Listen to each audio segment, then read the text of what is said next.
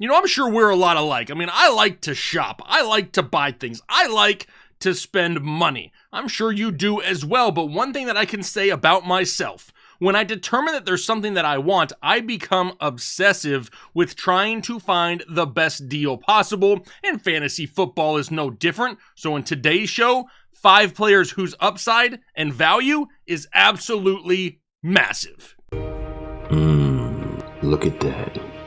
Don't you want to just hold it all close to your body, you know? Hot, sweaty. Dude, Matt, what are you doing? Yo, man, come on. This is your year. Come get your 2022 fantasy football draft guide right now on thefantasyheadliners.com. Hey, yo, man, I just want to hold it. Can I hold it for a second?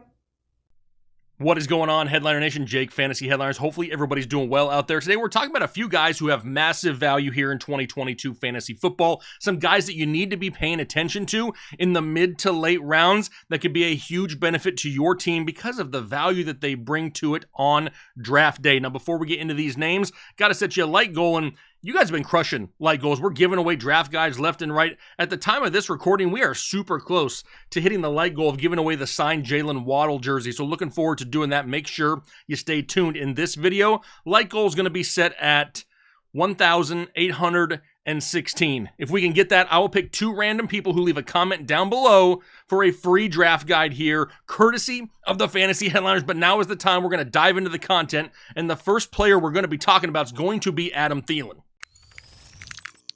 And currently, Adam Thielen is sitting at 72nd overall, wide receiver 29, coming off the board. But I get it. He's NFL old, right? Almost 32 years old, and he's missed a little bit of time in multiple seasons here as of late. But I kind of feel like he's just totally being overlooked altogether this year.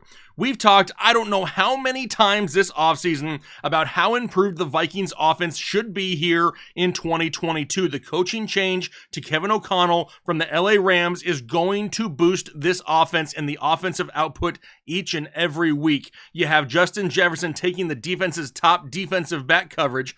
Defense is also having to worry about Dalvin Cook in the backfield. Plus, we get back Irv Smith Jr. this year at tight end, which should really stretch the middle of the field. Heck, I actually think KJ Osborne is another guy in this offense that's still criminally underrated. And yet, poor Adam Thielen is just left forgotten about here in Minnesota. Now, despite him even missing a little time over the last few seasons, he's still had 24 touchdowns in his last 28 games played over the last 2 years. That is absolutely ridiculous. Kirk Cousins looks for this guy in the red zone. That's not an opinion, that's a fact. But right here at wide receiver 29, Jakey liked the price of Adam Thielen here this year because over the last 3 years, the wide receiver 29 in fantasy football has averaged 158 half PPR points a year. That's just about in the neighborhood of 75 catches for 750 yards and 8 touchdowns. The last 2 years, Adam Thielen has averaged 70 receptions for 825 and 12 touchdowns, which comes out to be 189 fantasy points per season. Now, that's still 31 fantasy points ahead of what the wide receiver 29 averages. For those of you that seem to think that touchdowns are going to come down this year, which they absolutely could. But now, if we get that offensive bump in Minnesota that we're expecting, and you have little risk as your wide receiver 3 in the late 6th, early 7th, this guy has top 15 upside, massive value, potential production. Even if he misses a couple games, plays right around 14 games, gets around 85 receptions for 880 yards and 11 touchdowns, that's 196.5 fantasy points, making him the wide receiver 15 just last season. So the numbers are attainable, right? Are the touchdown numbers a little bit high? Sure, but even if you take it down to 9 or so, you're still looking at a top 20 wide receiver that you're getting at a value in drafts. Love me some Adam Thielen. How about we go down to Melvin Gordon? Now, Melvin's currently going 93rd overall and is running back 35 off the board. But if you've watched this show, especially for multiple years, I was on the bandwagon for Javonte Williams early last year. Comments come in about, I can't believe that you think Gordon is a factor. I wish I played in your leagues. I do too, because if you did, I would win even more money and more trophies than I do now. No one is saying that Melvin is the guy in Denver. We know he's going to be the number 2. And when you have a viable RB2 that can still produce in this league that you really aren't paying a ton of money to, you still are going to give him work. Say Melvin Gordon comes in and only gets right around 10, 12 touches a week. Sure, not a whole lot, but those are touches that could have went to Javonte Williams, and now they don't. That's a hit to the possible ceiling of Javonte Williams, and those are facts. This isn't some washed-up Le'Veon Bell signing as an insurance policy that's going to get the ball and fall forward 2 yards and stop. Melvin Gordon has had over 1,100 total yards and 10 touchdowns in back-to-back years in Denver, and now the offense is even better with Russell Wilson at quarterback. Add to the fact that they have an above-average defense, we could see plenty of late-game leads with this team trying to run out the clock a little bit more than we've seen in years past. You don't think Melvin Gordon's going to be involved in that? I mean, currently at running back 35, that's where Chase Edmonds finished last year, by the way, and he only played 12 games. Running back 35 over the last 3 years has averaged 123 fantasy points per year. Let me ask it to you this way. Do you think Melvin Gordon can surpass 700 yards rushing and 3 touchdowns on the ground and give or take 10 receptions for 200 yards or so and 1 touchdown through the air? That's 800 total yards and 4 touchdowns. He's surpassed that in every single year of his career despite his rookie season. And let's not even mention if something were to happen to Javonte Williams and he misses time, Melvin Gordon becomes a locked-in running back 1 those weeks. Big time value in the 8th round or so. Absolutely sign me up. Some potential production here. How about 16 games played? Would it be out of the ordinary for him to get right around 950 yards rushing, 7 touchdowns, 20 catches for 175 and another touchdown? That would give him 170 total fantasy points, making him running back 23, an RB2 in fantasy football that you can get at a discount here this year in the later rounds. Love me some Melvin Gordon. How about another running back? Can we talk about Kareem Hunt for a second? He's currently going 76th overall, running back 30 off the board. But let me start off this one by saying this. I am still so sick of the horrendously bad takes on Twitter when it comes to Nick Chubb and Kareem Hunt. It's a bunch of half-assed takes backed up by personal bias and opinion. How many years do we allow the same bad takes to be said before we actually start calling BS and calling these people out on it? But then they'll come back at you and say, well, I'm off of this running game, especially if Watson isn't under center. Jacoby Brissett sucks. I mean, Chubb is a locked-in, solid, safe running back 1 option, but right now, Hunt at running back 30 is a great value. I've said it for weeks, and I will say it here again. I wouldn't be surprised if Kareem Hunt wasn't a Brown come the start of the regular season, but that is beside the point, because even if he gets traded or whatever and goes somewhere else, that team is going to use him. With a run-heavy offense and one of the best offensive lines in the NFL, and a lack of overall weapons on offense really after Amari Cooper, you don't think Nick Chubb and Kareem Hunt can feast in this offense?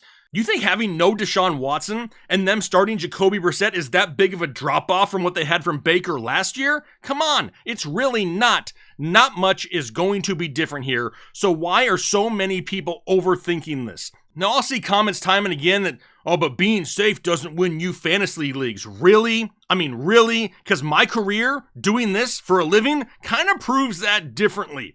But what do I know, right? Okay, deep breath. Calm it down. Blood pressure getting too high. Nah, forget it. I need a Ric Flair woo.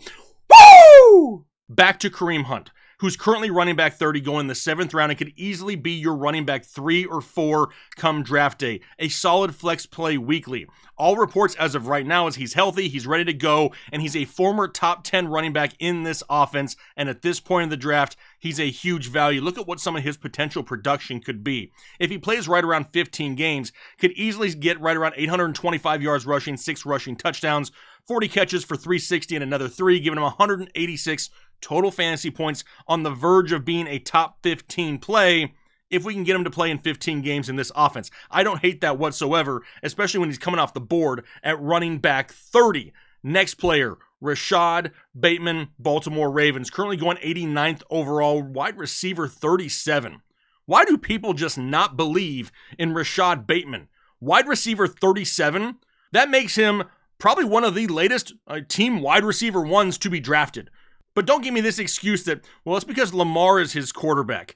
At this price, we don't need him to be Jamar Chase, even though that would be nice. This offense just lost a 1,000-yard wide receiver and Sammy Watkins. There's no one really to challenge for targets besides Mark Andrews, who is already going to get his anyway. 196 vacated targets on the Ravens at the wide receiver position sounds absolutely juicy for Rashod Bateman. A big body, big play wide receiver that can make the 50-50 contested catches look easy. He's going to have an immediate target share. And at wide receiver 37 in the 8th round, he really only needs around 137 fantasy points to hit that number. So he needs in the neighborhood of 70 catches for 700 yards and 5 touchdowns as the number 1 wide receiver in Baltimore.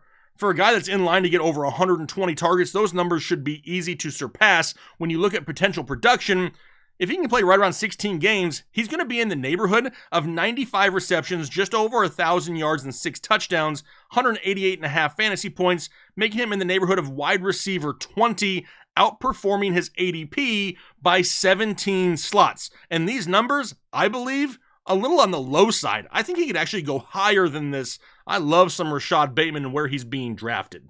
But now let's go on to Jarvis Landry, because this is just another guy, people, I don't know what it is, but let's get into it. He's 127th overall, wide receiver 52. What the are we doing out here, people?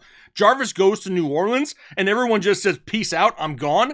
When you look at the roster there in New Orleans, what does he have to compete with? He's got a rookie wide receiver in Chris Olave. Love Chris Olave, but he's still a rookie, and there's no guarantee he's going to pop off. A veteran wide receiver in Michael Thomas that still isn't healthy despite missing almost 2 full years. A converted tight end that was a quarterback running back just last season, and another running back that's pending an off-field assault charge. We also have a new defensive-minded head coach in Dennis Allen.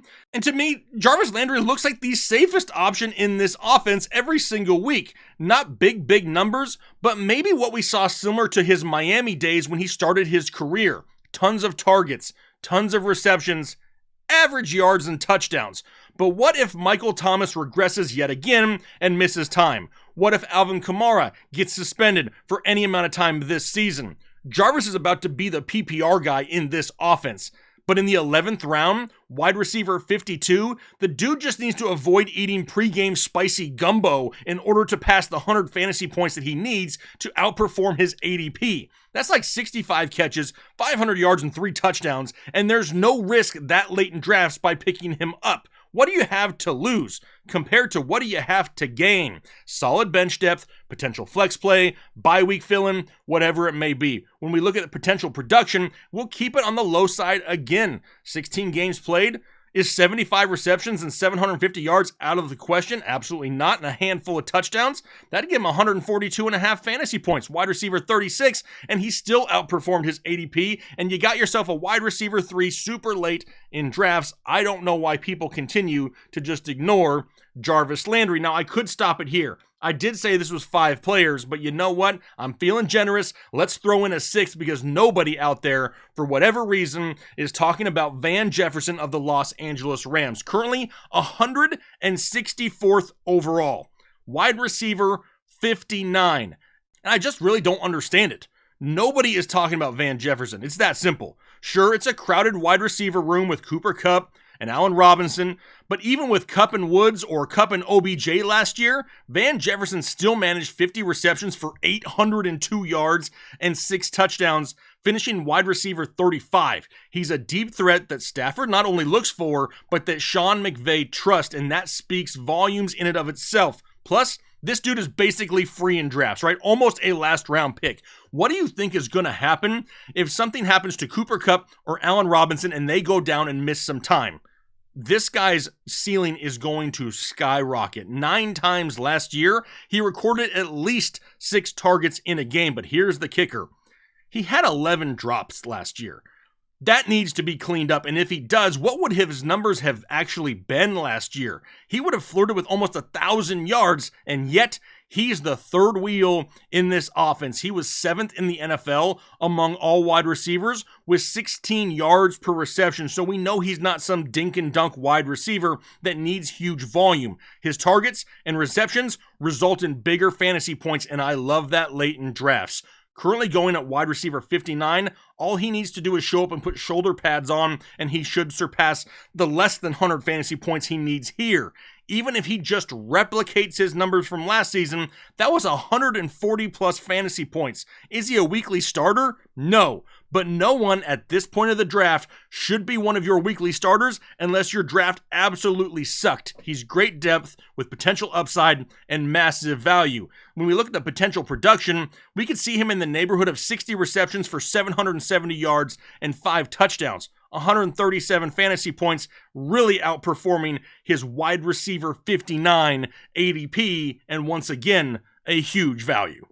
I mean, I'm all fired up right now. That one got the juices flowing. I am feeling good I feel like I could run through a brick wall right now. Love the value of some of these guys late in fantasy football drafts, but I want to know what you think down below in the comment section. Leave a comment on which one of these guys you're most interested in their value on draft day. Plus, don't forget, you got the like goal to hit so we can give away a couple draft guides to people. Leave comments down below anyway. Killing 2 birds with 1 stone down there. Hopefully you guys are having a great day. Don't forget, we have an audio-only podcast. We aren't lazy where we just rip audio from videos and post it as a podcast. No, it's new content that you don't hear here on YouTube, and it's every single week, so make sure, wherever you listen to it, Google, Spotify, iTunes, just search the Fantasy Headliners and check out the podcast.